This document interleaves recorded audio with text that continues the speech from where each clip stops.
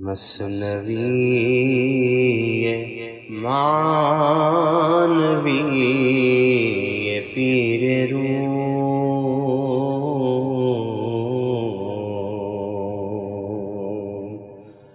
مثنوی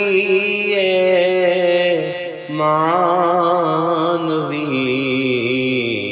پیر روم،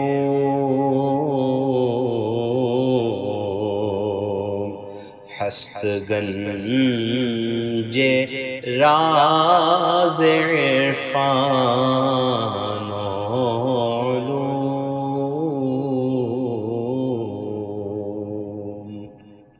بسم اللہ الرحمن الرحیم، الحمدللہ رب العالمین، والصلاة والسلام علی سیدنا و مولانا محمد سید الاولین والآخرین وعلی آلہ واصحابہ اجمعین، اما بعد۔ گزشتہ ہماری گفتگو جہاں رکی تھی اس میں یہ بیان کیا گیا تھا کہ ناپاک کو پانی کی طرف جانا پڑتا ہے۔ جو بھی ناپاک ہے اپنی ناپاکی دور کرنا چاہتا ہے اس کو پانی کے بغیر چارہ نہیں ہے۔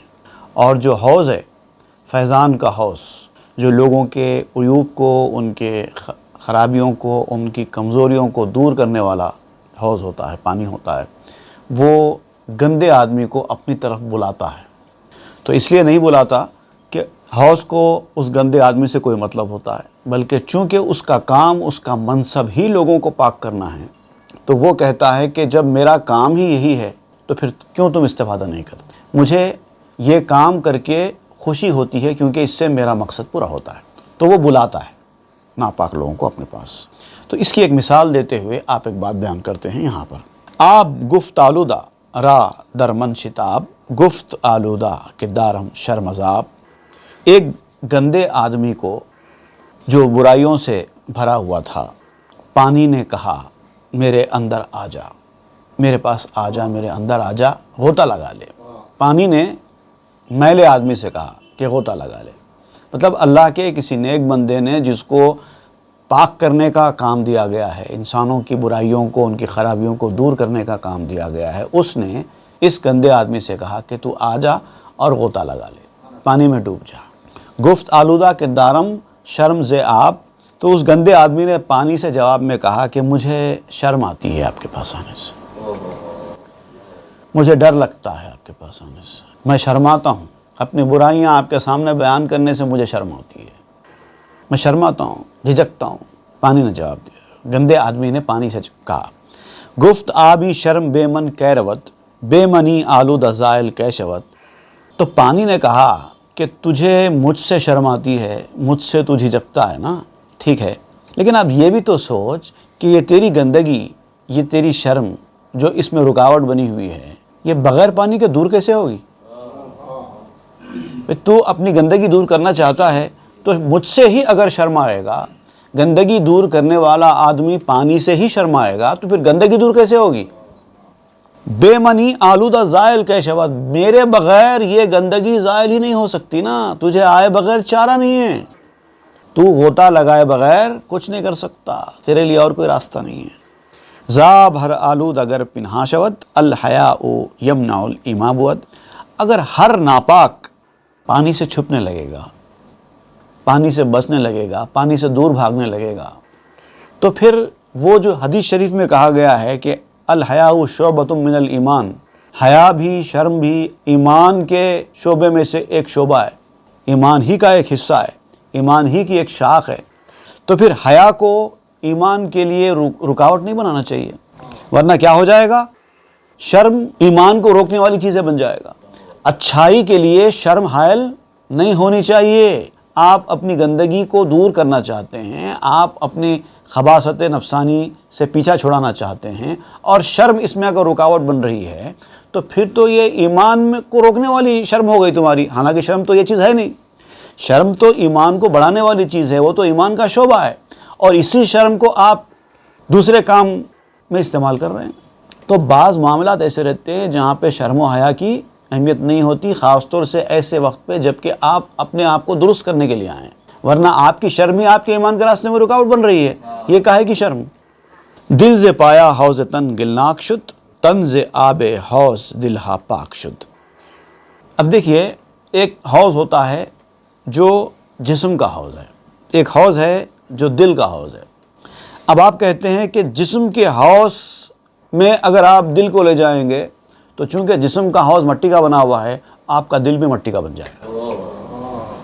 اگر آپ اپنے دل کو یعنی روح کو جسم کے حوض میں لے جا کر غوطہ دیں گے تو آپ کا جسم، آپ کا دل جو کہ روحانیت ہے، وہ تباہ و برباد ہو جائے گی اور مٹی میں مل جائے گی۔ اور طنز آب حوض دل ہا پاک شد، اور دل کے حوض کے پانی میں اگر یہ جسم کا حوض ڈال دیں گے یا جسم اگر دل کے حوض میں ڈال دیں گے تو جسم پاک ہو جائے گا۔ اب دیکھیے ہوگا کیا، ایک طرف دل کا حوض ہے، ایک طرف جسم کا حوض ہے۔ اب دل کے حوض میں جاتا ہے، جسم کے حوض میں جاتا ہے، لیکن آپ نے ادھر کا ادھر، ادھر کا ادھر کر دیا، دل کو لے جا کر جسم کے حوض میں ملا دیا، تو چونکہ جسم کا حوض مٹی کا بنا ہوا ہے تو لہٰذا آپ کا دل بھی اسی مٹی میں غارت ہو جائے گا۔ اور اگر آپ نے اس کو ادھر کر دیا، جسم کو لے جا کر دل کے حوض میں ڈال دیا، تو دل کا حوض چونکہ پاک کرنے والا ہے، آپ کا جسم بھی پاک ہو جائے گا۔ تو ذرا سوچو کہ کہاں پر جانا ہے۔ گرد پائے حوض دل گرد پسر، ہاں ز پائے حوض تن می کن حذر۔ تو اب جب یہ بات تم جان چکے ہو تو اے میرے بیٹے، حوض کے زینے کے چاروں طرف چکر لگاؤ جو دل کا ہے۔ اب تمہارا کام تمہاری بھلائی کے مطابق ہونا چاہیے نا، تو تمہاری بھلائی اس کے اندر ہی ہے کہ چاہے وہ تمہارا دل ہو چاہے وہ تمہارا جسم ہو، دل کے حوض میں جانا چاہیے تو دونوں پاک ہو جائیں گے۔ اور اگر جسم کے حوض میں ڈال دیا تو جسم کے ساتھ مل کر فنا ہو ہی جائے گا، دل بھی برباد ہو جائے گا۔ ہاں ز پائے حوض تن می کن حذر، تو یاد رکھو خبردار، جسم کے حوض سے بچ کے رہو۔ بحر تن بر بحر دل بر ہم زنان، درمیاشاں برزخ لا یبغیان۔ جسم کا حوض، دل کا حوض ایک دوسرے سے چمٹے ہوئے ہیں، ملے ہوئے ہیں۔ ادھر دل کا حوض ہے، ادھر جسم کا حوض ہے، دونوں ایک دوسرے سے ملے ہوئے ہیں۔ ایسا نہیں کہ ایک ڈسٹنس کے اوپر ایک حوض ہے، ایک ڈسٹنس کے اوپر ایک حوض ہے، ایسا نہیں ہے، دونوں حوض ایک دوسرے سے ملے ہوئے ہیں۔ ملے ہوئے ہونے کے باوجود دل کا حوض ہی ہے، جسم کا حوض جسم کا حوض ہی ہے۔ درمیاشاں برزخ لا یبغیان، ان کے درمیان میں ایک آڑ ہے جو ایک دوسرے کے اوپر حاوی نہیں ہوتی، ایک دوسرے کے اوپر چڑھتی نہیں۔ قرآن مجید کی جو آیت ہے سمندر کے ایک مقام کے حوالے سے، بینہما برزخ لا یبغیان، دو سمندر ایسے ہیں جو یہ الگ ہے وہ الگ ہے، اور دونوں کا پانی ایک دوسرے سے ملتا نہیں، حالانکہ بازو بازو ہے، بیچ میں کوئی نظر آنے والی آڑ نہیں ہے، لیکن اللہ تعالیٰ فرماتا ہے کہ ایک آڑ ہے جو نظر نہیں آتی۔ اللہ تعالیٰ نے ان پانیوں کے کوالٹیز کو اتنا زیادہ ڈیفرنٹ بنا دیا ہے کہ اب وہ پانی یہ پانی ملتے نہیں ہیں۔ ایک دل کا حوض ہے، ایک جسم کا حوض ہے، بازو بازو ہیں اور ملتے نہیں ہیں، ایک ہی سمندر ہے۔ آپ اس سمندر میں سے اس سمندر میں کشتی لے جا سکتے ہیں لیکن پانی ایک دوسرے سے نہیں ملتا۔ تو قرآن مجید میں جو آیت بیان کی گئی ہے بینہما برزخ لا یبغیان، اسی کو آپ نے تھوڑا سا فارسی اسٹائل میں درمیاشاں برزخ لا یبغیان لکھ دیا، ضرورت شعری کے تحت۔ تو آپ کہتے ہیں یہ جو اللہ تعالیٰ نے سمندر کے اندر جو اپنی قدرت کی نشانی بنائی ہے وہ اسی طرف اشارہ کر رہی ہے کہ دل کا حوض اور جسم کا حوض ایک دوسرے سے ملتا نہیں ہے۔ گر تو باشی راست ور باشی تو کش، پیش تر می غش تو واپس مغش۔ اب آپ چاہے سیدھے ہوں چاہے ٹیڑھے ہوں، چاہے آپ کی زندگی اچھی گزر رہی ہے چاہے بری گزر رہی ہے، چاہے آپ اچھے آدمی ہوں نیک ہوں چاہے آپ برے آدمی ہوں، کچھ بھی رہے، دونوں کے لیے ضروری ہے کہ اس دل کے حوض میں غوطہ لگائے۔ آپ کہتے ہیں کہ آگے کو کھسکو پیچھے مت آؤ، جب اس میدان میں آ گئے ہو تو کھسک کے دل کے حوض میں غوطہ لگاؤ، ادھر مت جاؤ، اگر جسم کے حوض کی طرف جا بھی رہے ہو تو ادھر کھسک جاؤ۔ پیش شاہاں گر خطر باشد بجاں، لیک نش کے بد ازو باہمتاں۔ بادشاہوں کی خدمت میں بڑے لوگوں کے پاس ہمیشہ جان کا خطرہ لگا رہتا ہے۔ کبھی بادشاہ کو غصہ آ گیا، جو بادشاہ سے دور ہے وہ جان کی امان میں ہے، ان سے بادشاہ کا کوئی سروکاری نہیں ہے، ملتے ہی نہیں ہیں ایک دوسرے سے، کیا ہوگا؟ جو قریب رہنے والے وہ ہمیشہ خطرے میں ہیں۔ بادشاہ کو کبھی بھی غصہ آ گیا، اس بےہودے کا سر قلم کر دو، ہو گئی زندگی برباد۔ تو اتنا بڑا خطرہ ہے، بڑے لوگوں کے ساتھ ان سے کلوز رہنے میں بہت بڑا خطرہ ہوتا ہے۔ پیش شاہاں گر خطر باشد بجاں، بادشاہوں کے حضور میں اگرچہ کے جان کا خطرہ ہوتا ہے، لیک نشک بد ازو با ہمتاں، لیکن ہمت والے جو لوگ ہوتے ہیں نا، وہ بغیر بادشاہوں کی صحبت کے صبر ہی نہیں کر سکتے۔ ہمت کی بات ہے، اس جان کا خطرہ رکھتے ہوئے بھی ان کے قریب رہنا ہے تو نوازے جاتے ہیں۔ نہیں بھائی وہاں جائیں گے تو جان کا خطرہ ہے، کہاں مصیبت میں پھنستے، کیوں اتنی پریشانی مول لیتے۔ ٹھیک ہے آپ کوورڈ ہیں، یو آر کوورڈ، بزدل آدمی ہے، لیکن جو کریجس ہوتا ہے، جو مائٹی ہوتا ہے، جو بہادر ہوتا ہے، جو ہیرو ہوتا ہے، وہ ڈرتا نہیں ہے۔ وہ بادشاہوں کی مصاحبت سے ڈرتا نہیں ہے، ہمت والا ہے، اس کے بغیر رہ ہی نہیں سکتا۔ بادشاہوں کی صحبت چاہیے اس کو، خطرہ ہے، جانتا ہے خطرہ ہے، لیکن خطرہ مول لیتا ہے۔ شاہ چوں شیریں ترس شکر بوت، جاں بے شیرینی روت خوش تر بوت۔ اس بادشاہ کے دربار میں، حق کے دربار میں، جو کہ شکر سے بھی زیادہ میٹھا ہے، وہ دربار، اس مہربان کا دربار شکر سے زیادہ میٹھا ہے، اتنی مہربانیاں کرتا ہے کہ اس کا کوئی حساب نہیں ہے، شمار نہیں ہے۔ خطرہ ہے تو رہنے دو، مہربانیاں اس سے زیادہ ہیں نا۔ ڈر کے، اس خطرے سے ڈر کے اس مہربانیوں سے محروم تھوڑے ہونا ہے، وہ تو شکر سے زیادہ میٹھا ہوتا ہے۔ جاں بے شیرینی روت خوش تر بوت، اس مٹھاس کے بدلے میں اگر جان بھی چلی جائے تو بہتر ہے، وہ مٹھاس نہیں چھوٹ سکتی۔ اس کی قربت کی مٹھاس، اس کے عنایت و کرم کو لوٹنے کی مٹھاس، اس کی مصاحبت کی مٹھاس، اس کی ہم نشینی کی مٹھاس، اس کے چہرے کے دیدار کی مٹھاس، ان مٹھاسوں کے سامنے یہ خطرہ کیا ہے؟ زیادہ سے زیادہ کیا ہوگا؟ جان جائے گی، جانے دو۔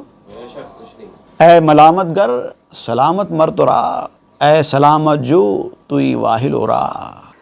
اے ملامت کرنے والے، اے مجھے برا بولنے والے، میں اپنے بادشاہ کے پاس جاتا ہوں، اس کی مصاحبت اختیار کرتا ہوں، اس کی ہم نشینی اختیار کرتا ہوں، تو برا بولنے والے برا بولتے ہیں، کیوں جاتا ہے، کیا فائدہ ہے، اپنا وقت کیوں برباد کر رہا ہے، کیا ملے گا، بے وقوف ہے، احمق ہے، دیوانہ ہے، ایسی باتیں کریں گے نا کرنے والے۔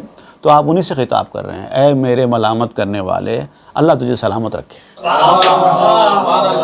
مجھے تجھ سے کوئی شکایت نہیں، کیونکہ تو وہ جانتا نہیں ہے جو میں جانتا ہوں، اسی لیے ایسی باتیں کر رہا ہے۔ تجھے تیری سلامتی مبارک ہو۔ احمد کا آسرا ہے سرکار کی شفاعت، احمد کا آسرا ہے سرکار کی شفاعت، زاہد ریاضتیں ہوں تجھ کو تیری مبارک، اے زاہد تیری ریاضت ہے تجھ کو مبارک، ہمارا آسرا تو بس ان کی شفاعت، اسی پر جی رہے ہیں۔ تو کوئی آدمی اگر آپ کو برا کہہ رہا ہے، آپ پر ملامت کر رہا ہے تو کرنے دو اس کو، اس کی ملامت کرنا مبارک اس کو، لیکن اے سلامت جو توئی واہل ارا، لیکن جو اس طرح سے ڈر کر، لوگوں کی مرامتوں سے خوف زدہ ہو کر سلامتی ڈھونڈنے میں لگے رہتے ہیں اور بادشاہ کی قربت سے محروم ہو جاتے ہیں، تو کہتے ہیں آپ توئی واہل ارا، کمزور راستے والے ہوتے ہیں، ان کا راستہ، ان کا عزم، ان کی منزل سب کمزور ہے، ویک پرسن۔ جان من کورست با آتش خوشست، کور رائی بس کے خانہ آتشست۔ میری جان تو بھٹی ہے۔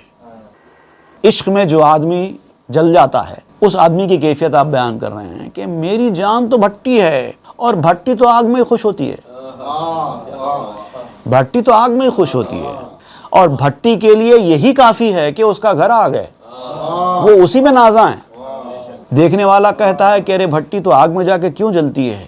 بھٹی کہتی ہے کہ میں تو آگ ہی کی بھٹی ہوں، وہی میرا ٹھکانہ ہے، اسی میں مجھے مزہ ہے، تجھے نہیں سمجھ میں آتا ہے تو کیا کریں۔ اس کی قسمت، اس کا ناز، اس کا فخر ہی اسی میں کہ اس غلامی میں آ جائیں۔ تم کیا ہم کو ڈرا رہے ہو کہ کیا غلامی کی زندگی بسر کر رہے ہو؟ ہم کو دیکھو، ہم تو آزاد ہیں، تمہاری آزادی تم کو مبارک، ہم کو اسی غلامی پر ناز ہے۔ ہم چکورا عشق را سوزی دنیست، ہر کے اوزی کور باشد کو دنیست۔ عشق کا کام بھی بھٹی کی طرح جلانا ہی ہے۔ جب آپ عشق کے میدان میں آ گئے تو سمجھو بھٹی میں جلنا ہی ہے۔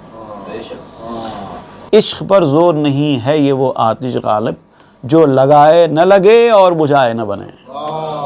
لگائے سے نہیں لگتی، خود بخود لگ جاتی ہے، لیکن بجھانا ہوتا ہی نہیں ہے۔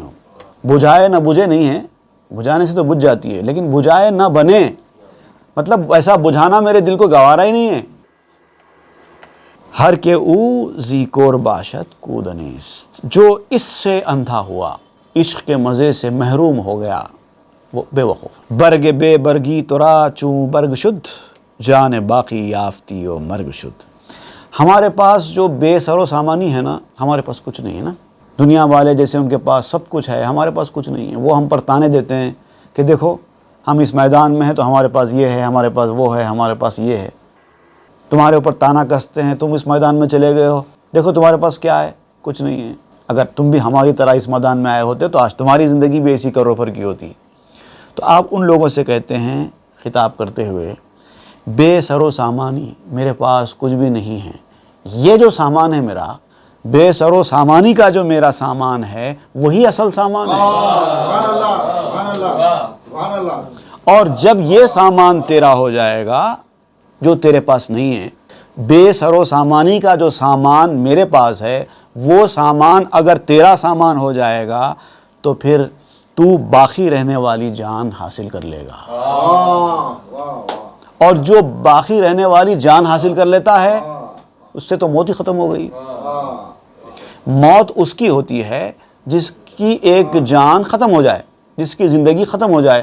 جو باقی رہنے والی زندگی حاصل کر لے اس کے پاس موت ہی کہاں ہے۔ تو ہم تو ایسا سامان اکٹھا کر رہے ہیں جو موت کو ختم کرنے والا ہے۔ تم ہم کو کیا بول رہے ہیں؟ تم کچھ بھی دنیا میں حاصل کر لو، موت سب کچھ ختم کر دے گی۔ موت آئے گی تو تمہارا سارا ساز و سامان ختم ہو جائے گا۔ ہم ایسا ساز و سامان اکٹھا کر رہے ہیں کہ جس کو موت کا کوئی خطرہ نہیں ہے۔ چوں ز غم شادی تفزودن گرفت، روزے جانت گلو سوسن گرفت۔ جب غم سے، عشق کے غم سے تیری خوشی میں اضافہ ہوا تو پھر سمجھ لے کہ تیری جان کے باغ میں گل بوٹے کھلنا شروع ہو گئے۔ عشق کا غم تو نے پال لیا، اب عشق کے غم کو تو نے غم سمجھا، رنج کرنے لگا، افسوس کرنے لگا تو یہ غم تیرے لیے بیکار ہو گیا۔ لیکن اس غم کو تو نے خوشی کا سودا بنایا اور اسی غم سے تیری خوشی میں اضافہ ہو گیا تو پھر سمجھو پھل آنا شروع ہو گیا۔ تیرے باغ میں گلو سوسن، گلاب اور سوسن کے پھول کھلنے لگیں گے۔ آنچ خوف دیگراں آں امن تست، بد قوی از بہر و مرغ خانہ سست۔ جو دوسروں کا ڈر ہے وہ تیرا اطمینان ہو گیا۔ دوسروں کے لیے جو ڈر ہے وہ تیرے لیے اطمینان بن جاتا ہے۔ اس مرحلے پہ آنے کے بعد تو اسی میں مطمئن ہوتا ہے۔ لوگ جس چیز سے خوفزدہ ہوتے ہیں، مفلسی آ جائے گی، پریشانی آ جائے گی، اچھی حالت میں بھی ان کو مفلسی آنے کا ڈر ہوتا ہے، حالانکہ اچھی زندگی گزار رہے ہیں، لیکن ایک ڈر ہمیشہ ان کے پیچھے پیچھے منڈلاتا رہتا ہے۔ اگر یہ کر و فر چلا جائے تو، اگر یہ دولت چلی جائے تو، اگر یہ عزت چلی جائے تو، یہ خوف میں زندگی گزارتے رہتے ہیں۔ ہمارے پاس پہلے سے ہی نہیں ہے یہ سب کچھ اور اسی میں مطمئن ہے۔ تو آپ اس کو واضح کرتے ہوئے فرماتے ہیں جو دوسروں کا ڈر ہے وہ تیرا اطمینان بن جاتا ہے۔ اور اس کی مثال دیتے ہوئے فرماتے ہیں کہ بطخ اور پالتو پرندہ، یہ دونوں کے درمیان جو فرق ہے، بطخ جو ہے سمندر کو دیکھتے ہی اور مضبوط ہو جاتی ہے کیونکہ وہ تیرنے والی ہے۔ جیسے اس کو سمندر نظر آتا ہے وہ کہتی ہے کہ یہاں تو پانی ہی پانی ہے، اب کہیں کنارہ ملنے والا نہیں ہے، میں تیر کے آگے بڑھ ہی سکتی ہوں، جہاں تک چاہے جا سکتی ہوں، یہ بطخ کہتی ہے۔ لیکن وہی جو پالتو پرندہ رہے، مرغے خانہ گھروں میں پلنے والا پرندہ رہے، وہ سمندر کو دیکھ کے حیران پریشان ہو جاتا ہے کیونکہ اس کو ڈوبنے کا خطرہ نظر آتا ہے۔ تو تم سمندر کے حوالے سے پالتو پرندے ہو، جیسے ہی سمندر تم کو نظر آئے تم پریشان ہو جاؤ گے، موت کا خطرہ منڈلائے گا، کہیں میں ڈوب گیا تو، اور ڈوبتے۔ لیکن وہ جو اس غم میں مبتلا ہے، عشق کے غم میں مبتلا ہے، وہ بطخ کی طرح ہے، اس کے لیے موت بھی سمندر ہے، اس کے لیے موت ہلاکت کا ذریعہ بنا تھا، پرندے کے لیے اس کے لیے زندگی کا ذریعہ بنا ہے، وہ سمندر کو دیکھ کے خوش ہوتا ہے کیونکہ بطخ ہے۔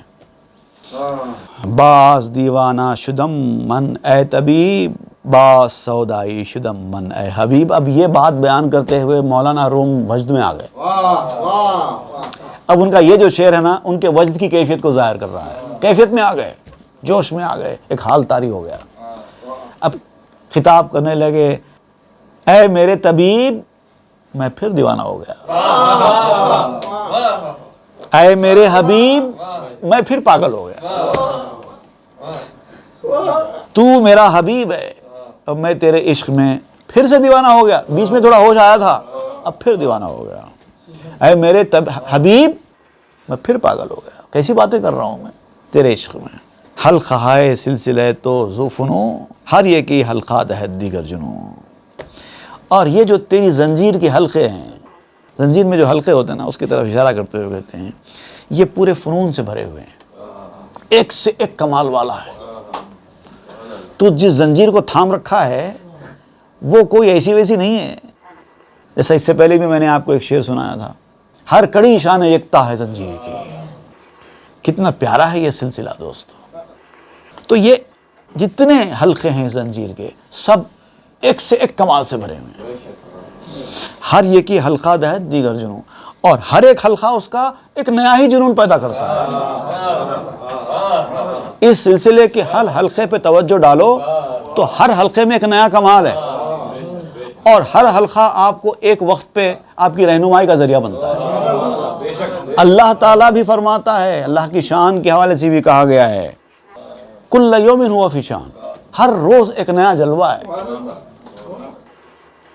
میرے تایا حضرت عارف رحمۃ اللہ تعالیٰ علیہ کا شعر ہے, روز ایک شان میں وہ جلوہ نما ہوتے ہیں, لوٹے مشتاق مزہ جلوہ رانائی کا.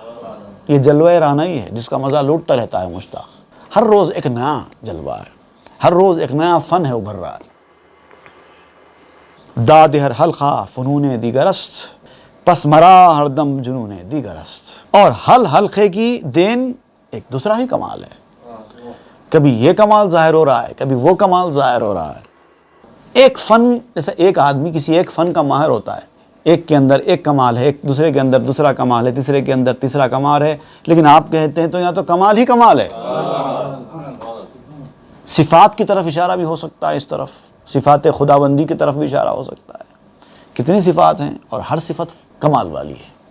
پس مرا ہر دم جنون دیگر است, میرے لیے تو ہر وقت ایک نیا ہی جنون ہے.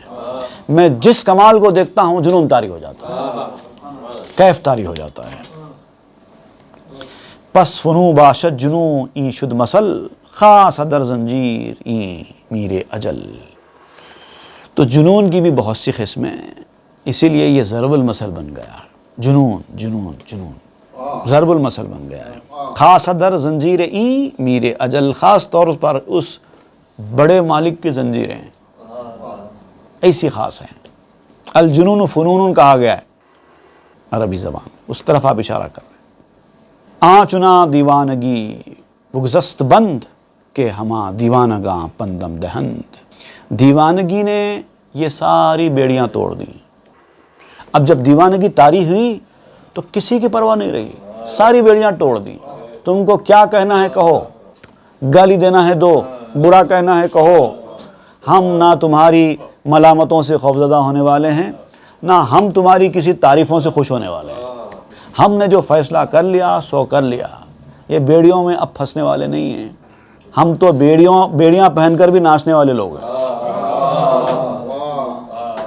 بیڑیاں پہن کر بھی رقص ممکن ہے.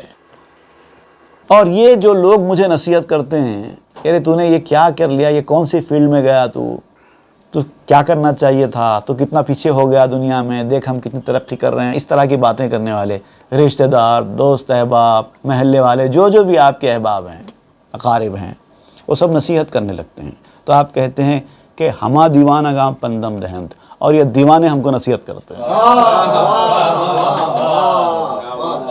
وہ اس کو دیوانہ کہتے ہیں اور یہ ان کو دیوانہ کہتا ہے. مولانا کامل شتاری رحمۃ اللہ علیہ کا شعر ہے, دیوانہ ہے جو اس کو دیوانہ سمجھتا ہے. دیوانہ ہے جو اس کو دیوانہ سمجھتا ہے, دیوانہ بناتا ہے دیوانہ محمد کا. تم اس کو دیوانہ سمجھ رہے, وہ تو دیوانہ بنانے والا ہے. دیوانے کی جو کوالٹیز ہیں اس کے ساتھ جو حالات پیش آتے ہیں ایک دیوانے کے ساتھ، میں نے اس کے بارے میں ایک غزل بھی لکھی ہے. وہ غزل کا عنوان ہی دیوانہ ہے، موضوعاتی غزل. آپ کو سنا دیتا ہوں. جو بن جاتا ہے ہو کر محرم اسرار دیوانہ، جو اس کے رازوں کو جان لینے والا دیوانہ جو بن جاتا ہے، ایسا دیوانہ جو جسمانی خرابی کی وجہ سے نہیں بنا ہے دیوانہ، بلکہ محرم اسرار ہو کر دیوانہ بنا ہے. اسرار، محرم اسرار کہتے ہیں کہ رازوں کو جاننے والا، جس کے اندر راز اتر جائیں اور وہ رازوں کا اس کے دل میں اتر جانا اس کو دیوانہ بنا دیتا ہے. تو جو بن جاتا ہے ہو کر محرم اسرار دیوانہ، تو اس دیوانے کو لگتا ہے یہ سنسار دیوانہ. ارے کیا بے وقوف ہے، کدھر جا رہے ہو؟ تمہیں پتہ بھی ہے کچھ روحانیت کیا چیز ہے، وہ کیا دنیا ہے؟ وہ اس کو برا کہتے ہیں اور یہ ان کو برا سمجھتا ہے. جو بن جاتا ہے ہو کر محرم اسرار دیوانہ، تو اس دیوانے کو لگتا ہے یہ سنسار دیوانہ. ملامت سے کبھی ہوتا نہیں بیزار دیوانہ. ملامت کرنے والے ملامت کرتے ہیں، وہ اس سے بیزار ہوتا ہی نہیں. کرتے ہیں، کرنے دو. میرے دوسرے مجموعہ کلام حکمت شعر کے صفحہ نمبر 68 پر یہ 68 اور 69 پر یہ غزل موجود ہے. ملامت سے کبھی ہوتا نہیں بیزار دیوانہ، سدا رہتا ہے اس کے واسطے تیار دیوانہ. ہمیشہ وہ مینٹلی طور پہ پریپیئر رہتا ہے کہ لوگ مجھے ملامت کریں گے. اس کے لیے نئی بات نہیں ہے، تو پہلے سے تیار ہے سننے کے لیے. اسے بے خانماں برباد کہنے کی نہ جرأت کر.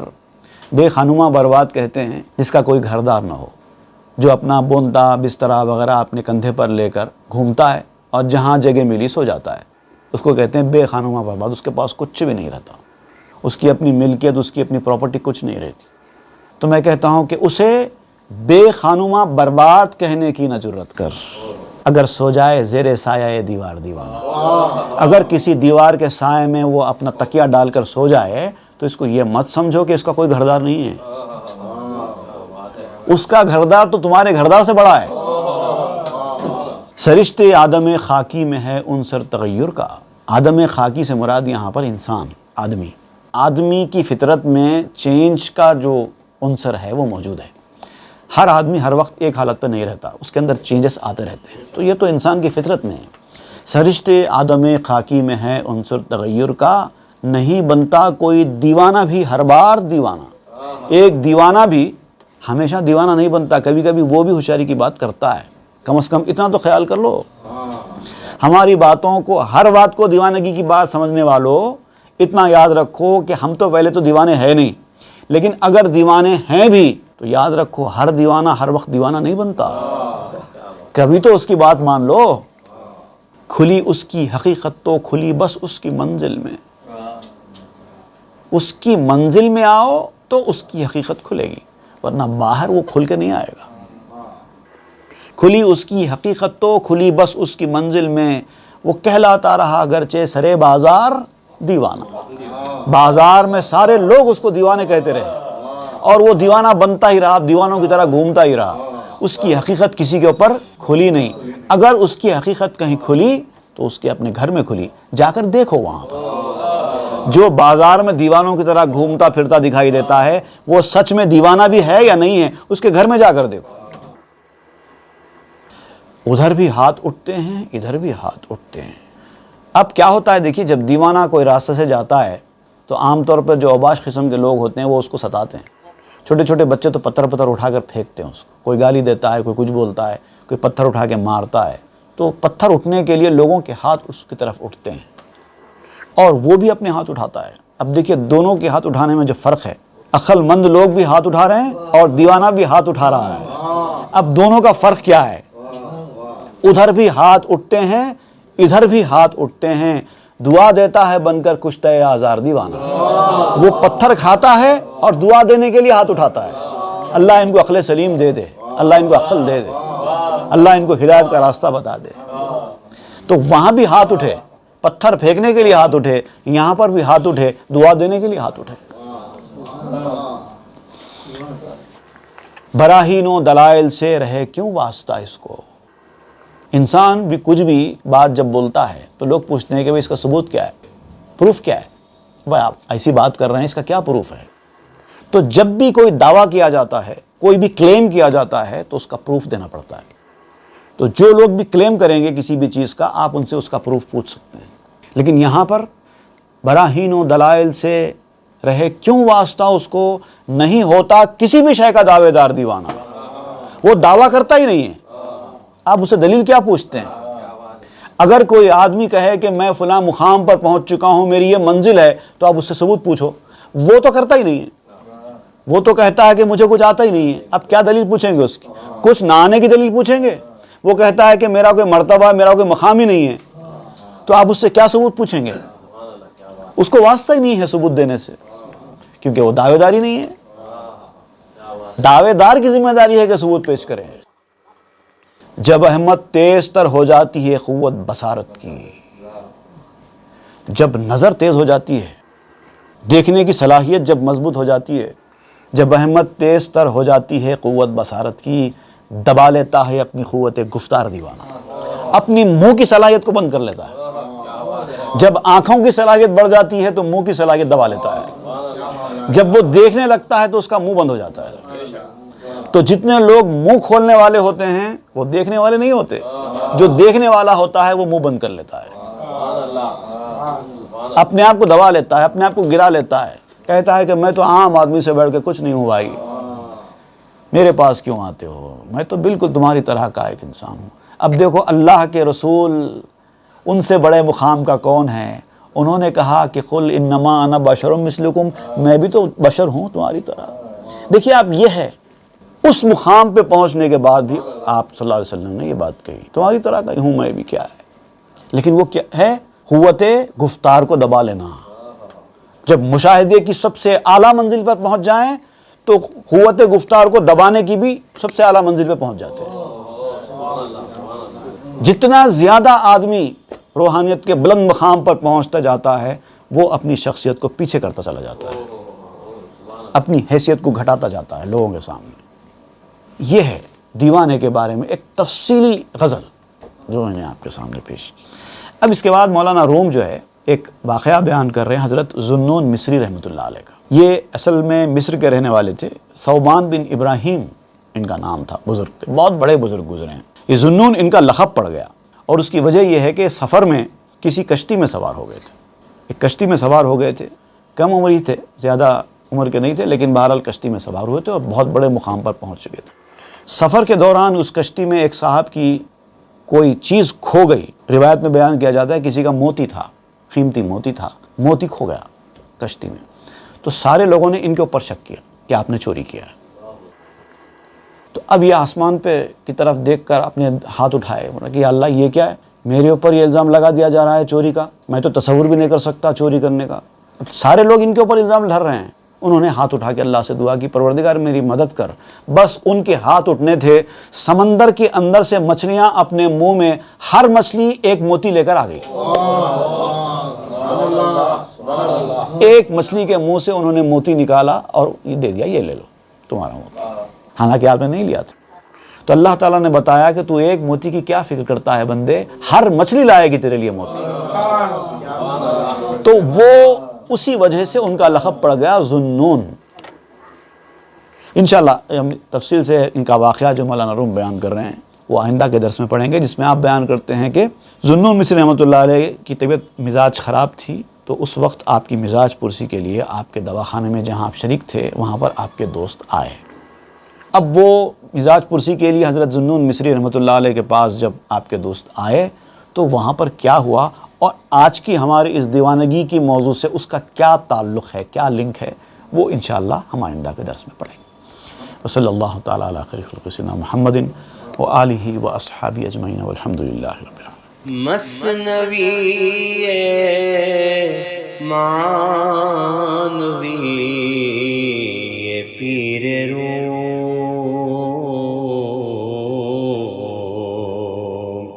ہست گنج راز عرفان